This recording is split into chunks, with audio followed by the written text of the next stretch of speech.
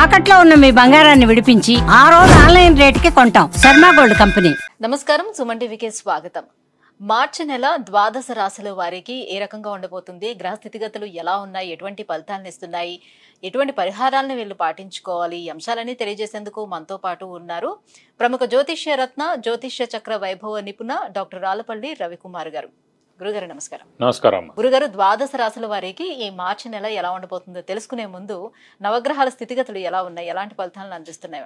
శరదిందు సమాకారే పరబ్రహ్మ స్వరూపిణి వాసరాపీఠ నిలయే సరస్వతి నమస్తే.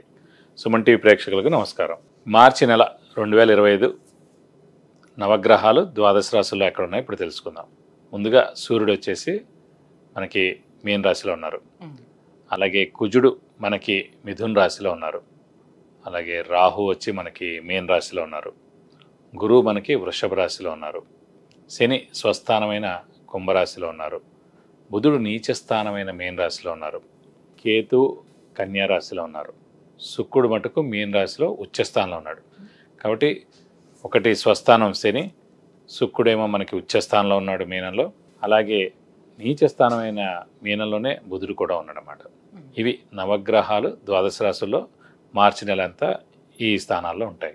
గురువు గారు, వృషభ రాశి వారికి ఈ మార్చి నెల ఎలా ఉండబోతుంది? ఏ గ్రహాలు అనుకూలంగా ఉన్నాయి, ఏ గ్రహాలు ప్రతికూలంగా ఉన్నాయి, ఎటువంటి ఫలితాలను ఇస్తున్నాయి వీళ్ళకి?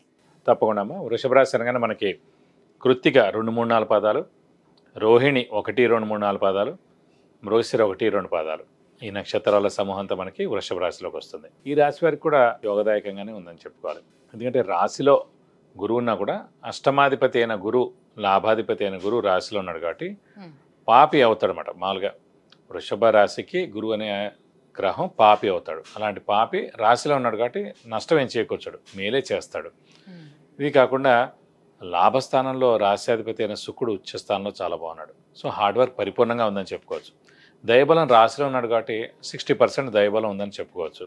కానీ ద్వితీయ పంచమాధిపతి అయిన బుధుడు మటుకు నీచస్థానంలో ఉన్నాడు. ద్వితీయాధిపతి అంటే నేను ఇందాక చెప్పినట్టు కుటుంబ స్థానాధిపతి, నేత్రస్థానాధిపతి, ధనస్థానాధిపతి, వాక్స్థానాధిపతి.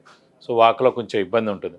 అంటే మనం మాట్లాడే మాటలు ఏదైతేనో ఈ నెలలు కూడా అది వేరే వాళ్ళకి వేరేగా అనిపించడం, వాళ్ళు నొచ్చుకోవడం, వాళ్ళు మళ్ళీ తిరిగి ఏదైనా అనడం, ఇలాంటివి జరిగేందుకు అవకాశం ఉంది. అలాగే ధనస్థానాధిపతి కూడా బుధుడే అయ్యాడు వృషభ రాశికి. సో ఈ బుధుడు వాక్స్థానాధిపతి కూడా అయ్యాడు. వాక్కు జాగ్రత్తగా చూసుకోవడం, ఎందుకంటే మనం మాట్లాడే మాటలు అవతల వాళ్ళని నొప్పించేలా ఉంటాయి అనమాట. అంటే మనం సరిగ్గా మాట్లాడుకున్నా అంటే మన గ్రహం ప్రస్తుతం బాలేదు కాబట్టి వేరే వాళ్ళు వేరేగా ఆలోచించేందుకు అవకాశం ఉంది. అలాగే ధనాధిపతి కూడా అయ్యాడు కాబట్టి నీచలో ఉన్నాడు కాబట్టి ధనానికి బాగా ఇబ్బందిగా ఉంటుంది, విపరీతమైన ఖర్చులు ఉంటాయి అన్నమాట. ఇది కాకుండా కుటుంబ స్థానం కూడా అయింది కాబట్టి కుటుంబంలో చిన్న చిన్న తగాదాలు అవడం, భార్యాభర్తల మధ్యన మనస్పర్ధలు రావడం, ఇలాంటివన్నీ కూడా జరిగేందుకు అవకాశం ఉంది. ఎప్పటి వరకు ఉంటాయి సార్ కుజుడు? ఈ బుధుడు మెయిన్ ఏంటంటే ద్వితీయాధిపతి బుధుడు నీచలో ఉన్నాడు కాబట్టి ఈ నెలలు కూడా బుధుడు నీచలో ఉంటాడు. ఇంచుమించుగా మార్చి మళ్ళీ ఏప్రిల్ వచ్చిందంటే మనకి మేషరాశిలోకి వెళ్ళిపోతాడు కాబట్టి ప్రాబ్లం ఉండదు. కానీ ఈ నెలలు మటు కొంచెం ఆర్థికంగా జాగ్రత్తగా ఉండడం, అలాగే కుటుంబంలో జాగ్రత్తగా ఉండడం, అంటే మాటలు విషయంలో. స్నేహితులకు కూడా కారకుడు బుధుడు అండి ఎవరికైనా సరే. సో స్నేహితులతో కూడా వైరుధ్యం ఏర్పడేందుకు అవకాశం ఉంది, స్నేహితులతో కూడా గొడవ పడేందుకు అవకాశం ఉంది. కాబట్టి జాగ్రత్తగా ఉండడం మంచిది. అంటే మీన రాశిలో ఉన్నటువంటి బుధుడు ఆల్మోస్ట్ అన్ని రాశుల పైన ఈ ఎఫెక్ట్ చూపిస్తుంది ఇంచుమించుగా. ఎందుకంటే బుధుడు మామూలుగా ఏంటంటే నేచర్ కారకుడు. ఎందుకంటే బుధుడు గ్రీన్ కలర్, నేచర్ అంతా కూడా గ్రీన్ కలర్ ఉంటుంది అన్నమాట. సో మిథున రాశి అధిపతి మామూలుగా బుధుడు. సో అందుకే వాళ్ళు మమైకం అయిపోయి ఉంటారు అన్నమాట సాధారణంగా అందరితో కూడా. కాబట్టి ప్రస్తుతం ఆ రాశ్యాధిపతి నీచలో ఉన్నాడు కాబట్టి మనకి వ్యాపారాలన్నీ కూడా నష్టాలు చవి చూడడం మీద మనకి మార్చి నెలంతా. ఎందుకంటే బుధుడు మెయిన్ కారకుడు, అలాంటి వాడు నీచలో ఉన్నాడు. వ్యాపారాలని సాధారణంగా చాలా నష్టాలు చేకూర్చడం. అలాగే సెన్సెక్స్ అనుకోండి, షేర్స్ అనుకోండి, ఇవన్నీ కూడా చాలా నష్టాల్లో ఉంటాయన్నమాట. సో ఆర్థికంగా కూడా ఆర్థిక వ్యవస్థ కూడా కుదేలయ్యేందుకు కూడా అవకాశం ఉంటుంది అన్నమాట.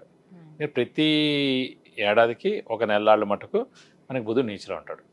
సో ఆ నెలల మటుకు షేర్స్ స్పెక్యులేషన్ జోలికి వెళ్ళకూడదు, ఆర్థిక లావాదేవీలు చేయకూడదు, షూరిటీస్ పెట్టకూడదు, డబ్బులు ఇచ్చిపుచ్చుకోవడాలు చేసుకోకూడదు.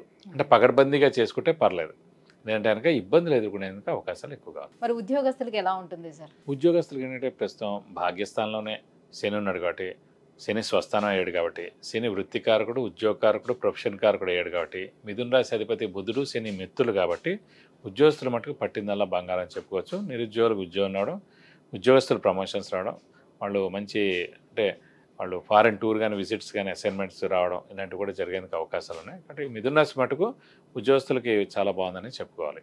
ఇంకా ఫైనాన్షియల్ పరంగా చూసుకుంటే ఎట్లా ఉంటుంది వీళ్ళకి? ఆర్థికంగా మనం చెప్పుకున్నాం కదండి, ముఖ్యంగా బుధుడు నీచలో ఉన్నాడు కాబట్టి డబ్బు నష్టం చాలా జరిగేందుకు అవకాశం ఉందన్నమాట.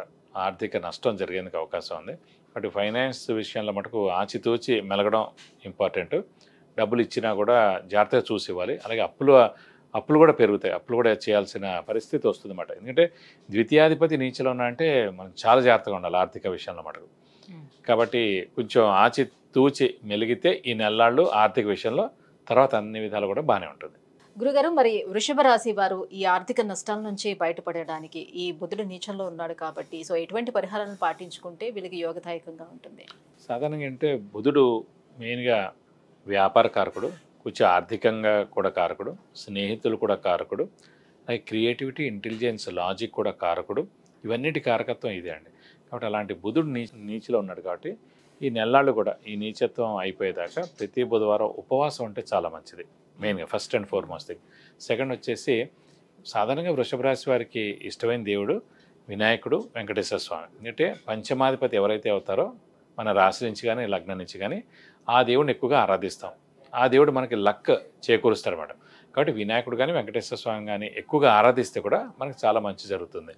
బుధవారం రోజున ప్రతి బుధవారం రోజున మనం వినాయకుడు టెంపుల్కి వెళ్ళి లేదంటే వెంకటేశ్వర స్వామి టెంపుల్కి వెళ్ళి 41 ప్రదక్షిణాలు చేస్తే చాలా మంచిది. లేదంటే ప్రతిరోజు కూడా వినాయకుడు అష్టోత్తరం లేదంటే వెంకటేశ్వర స్వామి అష్టోత్తరం చదివితే కూడా మీకు అన్ని విధాలా మంచి చేకూరుతుంది. విద్య, ఉద్యోగం, వివాహం, వాహనం, ఆరోగ్యం, ఐశ్వర్యం వీటన్నిటి గురించి తెలుసుకోవాలంటే కింద స్క్రోల్ అవుతున్నటువంటి నెంబర్లకి కాల్ చేసి గురుగారి అపాయింట్మెంట్ పొందవచ్చు.